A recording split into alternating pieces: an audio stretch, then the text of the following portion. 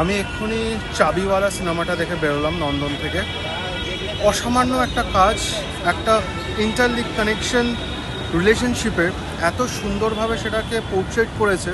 খুব ছোট ছোট রিলেশনগুলোকে এক একটার সাথে এক একটা কীভাবে যে কানেকশন, সেটা যে এত ভালোভাবে কাটিং হয়েছে, মানে এডিটিং ওয়াজ ফ্যাবিউলাস।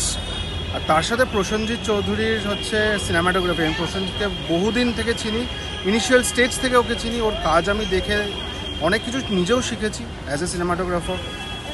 গল্পটা এত ভালো লেগেছে, আমার মনে হয় এটা সবার দেখা উচিত। আর ইন্টারপ্রিটেশনস প্রচুর বেরোচ্ছে, একটা শুরু থেকে একটা অন্যভাবে লাইটের ফ্রেমের যে ডিফারেন্সিয়েশন, যেটা লাস্টের অবধি ওটা ধরে রেখেছে, অসম্ভব ভালো। গল্পটা খুব সুন্দরভাবে ইন্টারলিঙ্ক করেছে, এক একটা ছোটো ছোটো রিলেশনশিপকে এমনভাবে দেখিয়েছে।